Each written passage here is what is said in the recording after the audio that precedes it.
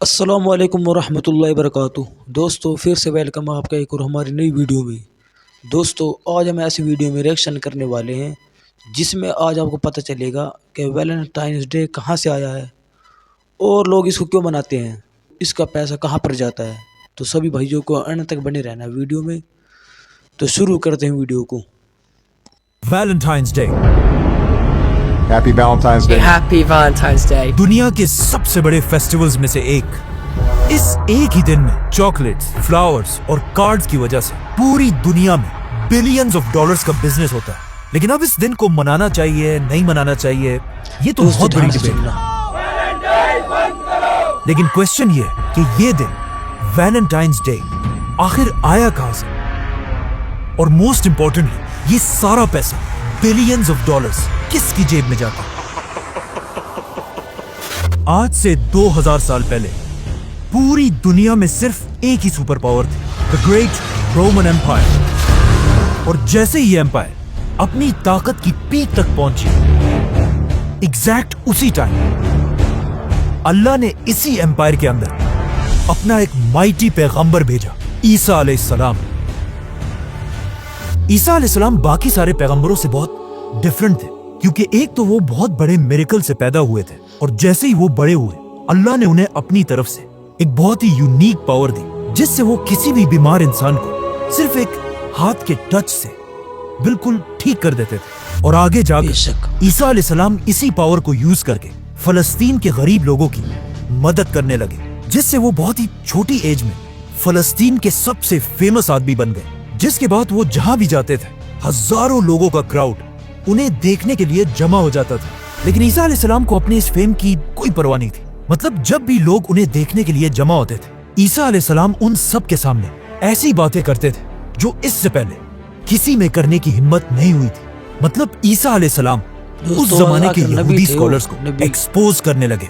ईसा अलैहिस्सलाम की इन बातों से लोग तो उनसे बहुत इंस्पायर होते थे, लेकिन इन्हीं बातों की वजह से उस जमाने के यहूदी स्कॉलर्स ईसा अलैहिस्सलाम के सबसे बड़े दुश्मन बने। जिसके बाद ये सारे यहूदी उलमा बैठकर ये सोचने लगे कि अब कैसे ईसा अलैहिस्सलाम से अपनी जान छुड़ाई जाए। लेकिन ईसा अलैहिस्सलाम इन सब चीजों से डरने वाले नहीं थे, बल्कि इतनी मुश्किल में भी उन्होंने एक बहुत ही खतरनाक फैसला किया कि अब वो फलस्तीन के छोटे मोटे शहरों के बजाय सीधा फलस्तीन के कैपिटल जेरूसलम की तरफ बढ़ेंगे और वहां जाकर यहूदियों के स्कॉलर्स को चैलेंज करेंगे।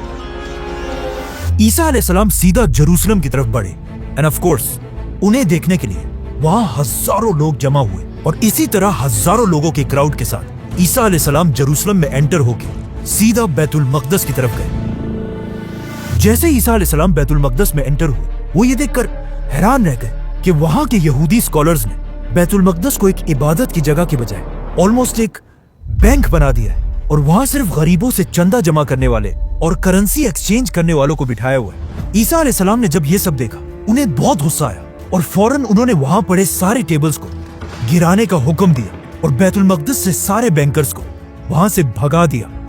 जब यहूदी स्कॉलर्स ने ये सब अपनी आंखों से देखा तो उन्हें समझ आ गई कि अब हम इसे और बर्दाश्त नहीं कर सकते। तो अब ये यहूदी सुपर पावर रोमन एम्पायर के साथ मिलकर ईसा अलैहिस्सलाम को कत्ल करने की साजिश करने लगे। लेकिन बिल्कुल आखिरी टाइम पर अल्लाह ने ईसा अलैहिस्सलाम को बचा लिया, जिसके बाद यहूदियों का ख्याल था कि अब ईसा अलैहिस्सलाम की ये स्टोरी खत्म हो जाएगी और दुनिया उन्हें भूल जाएगी। लेकिन ईसा अलैहिस्सलाम के 11 फॉलोअर्स ने उनके रिलीजन को पूरी दुनिया में फैलाना शुरू किया। मतलब क्रिश्चियनिटी इतनी तेजी से फैलने लगी कि आहिस्ता आहिस्ता रोमन एम्पायर के बादशाह इस नए रिलीजन से डरने लगे, और उन्होंने सोचा कि अगर ऐसा ही चलता रहा तो बहुत जल्द क्रिश्चियनिटी हमारे पुराने रिलीजन को खत्म कर देगी। तो अब इस सब को रोकने के लिए रोमन एम्पायर के बादशाहों के पास सिर्फ एक ही हल था कि सारे क्रिश्चियंस को मारा जाए। जिसके बाद रोमन एम्पायर ने अपनी पूरी ताकत यूज करके क्रिश्चियंस पर जुल्म करना शुरू किया, और जैसे जैसे वक्त गुजरता गया ये जुल्म और भी ज्यादा बढ़ने लगा। आखिर 200 साल के बाद रोमन एम्पायर के तख्त पर एक नया बादशाह बैठा, एम्परर क्लॉडियस। ये बादशाह बाकी सारे बादशाहों से बहुत ही डिफरेंट था, क्योंकि क्लॉडियस सिर्फ अपने बाप की वजह से नहीं बल्कि एक आम से सोल्जर से रोमन एम्पायर के तख्त तक पहुंचा था, और बादशाह बनने से पहले ये रोम का सबसे बड़ा रेसलर था।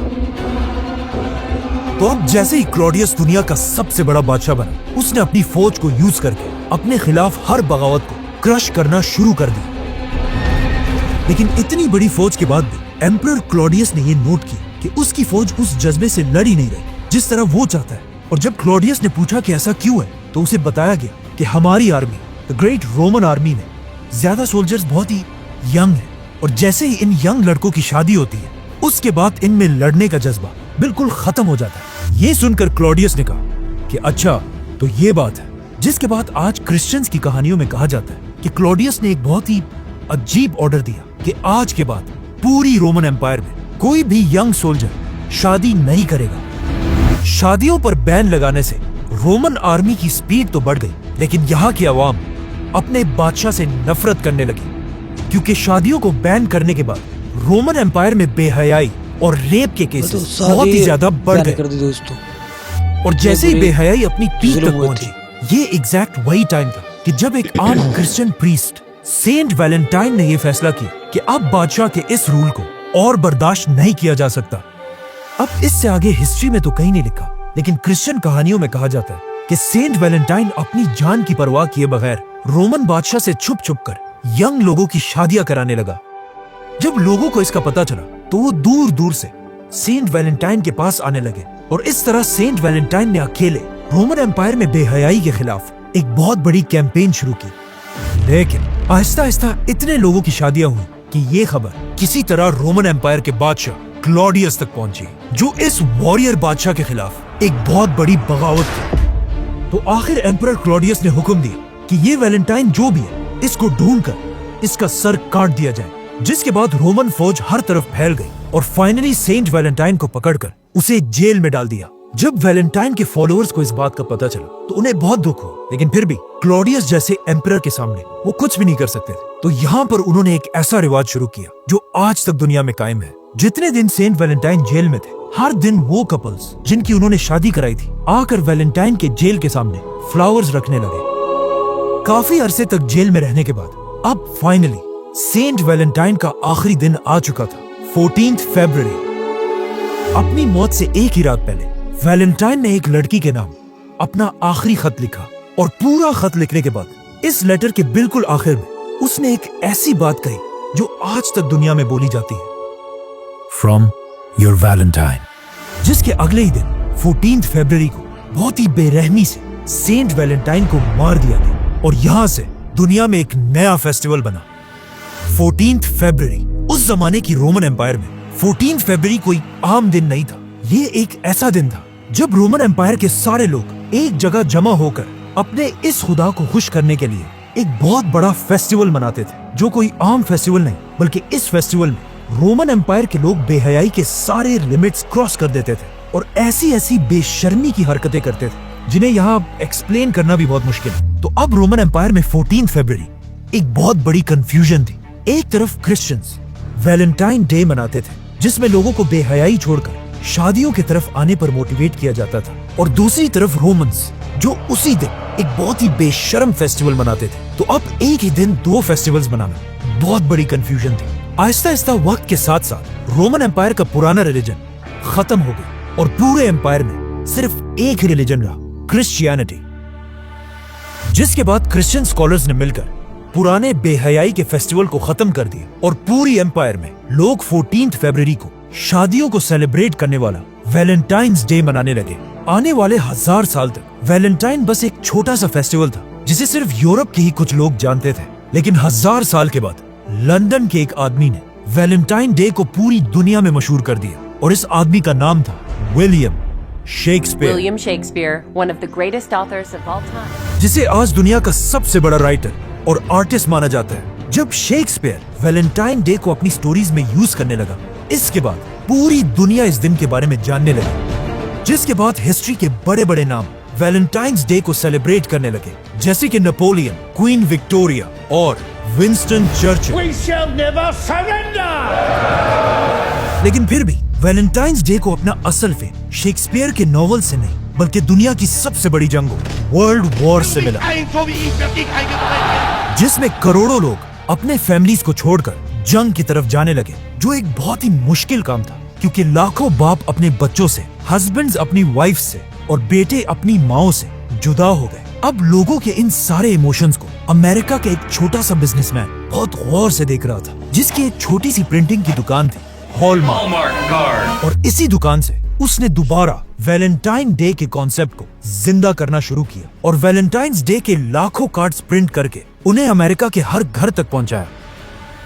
मतलब वर्ल्ड वॉर में वैलेंटाइन के इतने कार्ड्स छप चुके थे कि लोग सिर्फ अपनी फैमिलीज को नहीं बल्कि दुश्मनों को भी यही कार्ड्स भेजते थे, जो ऊपर से तो वैलेंटाइन के कार्ड्स थे लेकिन उनके अंदर सिर्फ गालियां ही होती थी। जैसे ही जंग खत्म हुई, हॉलमार्क सिर्फ छोटी सी दुकान से दुनिया की सबसे बड़ी कंपनीज में से बनी। लेकिन वर्ल्ड वॉर के बाद हॉलमार्क ने देखा कि लोग आहिस्ता आहिस्ता वैलेंटाइन मनाना भूल रहे हैं, जिसकी वजह से उनका बिजनेस बहुत तेजी से नीचे गिरने लगा। तो यहाँ से उन्होंने अपनी पूरी स्ट्रेटेजी को बदल दिया और एक बहुत ही खतरनाक नया प्लान बनाया, जिसे आज तक दुनिया में यूज किया जाता है, जिसमें हॉलमार्क न्यूज़पेपर, रेडियो और टीवी में सीधा औरतों को टारगेट करने लगा। Mary, what's the matter? और उन्हें ऐसा फील कराने लगा कि अगर किसी औरत को It's the little things, John. Valentine's पर गिफ्ट ना मिले, उसकी कोई औकात ही नहीं। You forgot to get me a Hallmark Valentine card. And it worked. And only a Hallmark card. लोग एक बार फिर पहले से भी ज्यादा वैलेंटाइंस को सेलिब्रेट करने लगे और हॉलमार्क दोबारा पैसा बनाने लगा। ये देखकर बाकी कंपनीज ने भी पैसा बनाने के लिए हॉलमार्क को फॉलो किया। फॉर एग्जाम्पल कैडबरी, जिसने पहली बार हार्ट शेप चॉकलेट्स बनाए और ऐसी कैंपेन चलाई कि अब वैलेंटाइंस पर कार्ड के साथ साथ चॉकलेट्स देना भी लाजमी है। जिसके बाद गोल्ड, डायमंड और फ्लावर कंपनीज भी वैलेंटाइंस डे को यूज करने लगे और आज भी उसी स्ट्रेटेजी को सबसे ज्यादा सोशल मीडिया कंपनीज यूज करती है, जिससे वैलेंटाइन एक बहुत बड़ा फेस्टिवल तो बन चुका है। लेकिन ये बड़ी बड़ी कंपनीज वैलेंटाइंस के दिन लोगों पर इतना प्रेशर क्रिएट करती है कि कुछ लोग इसे बर्दाश्त ही नहीं कर पाते। Valentine's Day tragedy, the profile of an accused school shooter. इसीलिए वैलेंटाइंस का दिन दुनिया में डिप्रेशन में भी सबसे आगे है। When gunfire broke out on Valentine's Day. और दुनिया भर में बहुत सारे लोग इसी दिन के डिप्रेशन की वजह से खुद ही अपनी जान ले लेते हैं। आज वैलेंटाइंस डे को पूरी दुनिया मनाती है, लेकिन कुछ कल्चर्स इसे बुरा भी समझते हैं, जैसे कि मुसलमान, कुछ हिंदू और even Christians. I'm Pastor Robert. Jesus hates Valentine's Day. क्योंकि आज रिलीजियस लोगों का ये मानना है कि इन बड़ी बड़ी कंपनीज ने सेंट वैलेंटाइन के असली मिशन को भुलाकर सिर्फ अपने प्रॉफिट के लिए इसे दोबारा रोमन एम्पायर का वही बेहयाई वाला फेस्टिवल बना दिया। और लोग बिल्कुल भूल चुके हैं कि इस दिन का असल मकसद लोगों को बेहयाई से निकालकर शादियों की तरफ लाना था। इन शॉर्ट, अगर आज कोई वैलेंटाइन मना रहा है, उसे ये जानना चाहिए कि वो किसी मोहब्बत की वजह से नहीं, बल्कि बड़ी बड़ी कंपनीज उसे अपनी उंगलियों पे नचा रहे हैं। बेशक दोस्तों, ऐसे ही है। ये इस्लाम के तो बिल्कुल खिलाफ दोस्तों, नहीं मनाना चाहिए, बहुत ज़्यादा गलत है दोस्तों। वीडियो अच्छी लगी तो लाइक करो, शेयर करो और हमारे चैनल को सब्सक्राइब करो। मिलते हैं नेक्स्ट वीडियो में। अस्सलाम वालेकुम।